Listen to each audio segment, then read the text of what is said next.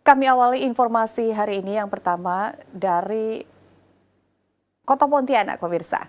Warga Muhammadiyah memenuhi Masjid Al-Furqan Pontianak guna melaksanakan sholat Idul Adha. Momentum ini diharapkan kian meningkatkan keimanan, keikhlasan, dan ketakwaan kepada Allah Subhanahu wa Ta'ala.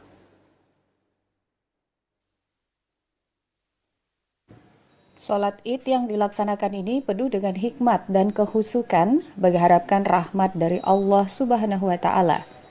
Dalam khutbah Idul Adha, Khatib Syahid Hamdan mengajak umat Muslim untuk mengambil hikmah dan ketaatan Nabi Ibrahim dalam menjalankan perintah Allah.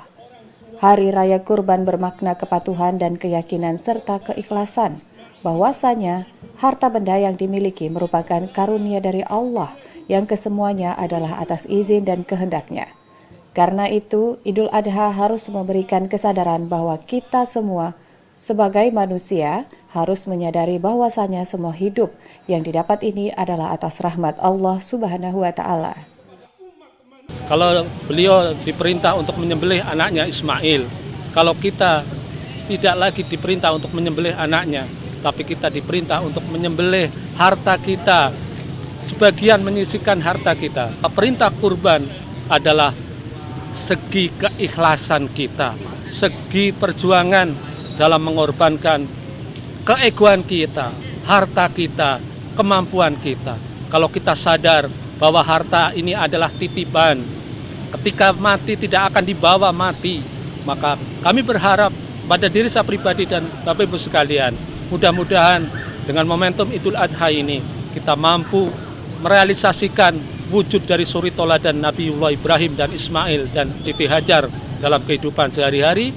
Penasehat Masjid Al-Furqan, Syakirman mengatakan, orang tua harus mampu mendidik anak-anaknya dan menjadikan contoh dalam menjalankan perintah Allah Subhanahu wa Ta'ala. Sebab makna Idul Adha atau berkurban ini semakin terkikis di benak generasi muda.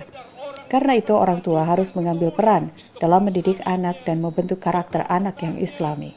Saya kira memang mungkin yang tadi Bapak katakan, kemauan untuk berkurban ya, atau melakukan hal yang seperti yang disampaikan dalam khutbah tadi itu sudah semakin berkurang.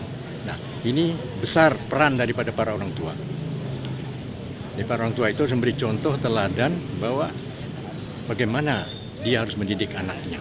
Yang menyadari bahwa perintah Allah itu paling tinggi. Sekarang kalau kita melihat, kalau perintah dari yang biasa-biasa itu mereka datang. Tapi kalau perintah Allah itu sangat-sangat sulit. Syakirman berharap momentum Idul Adha ini dapat mengembalikan ingatan umat Muslim akan pentingnya menjaga keimanan dan mempertebal ketakwaan dalam menjalankan perintah Allah Subhanahu wa Ta'ala.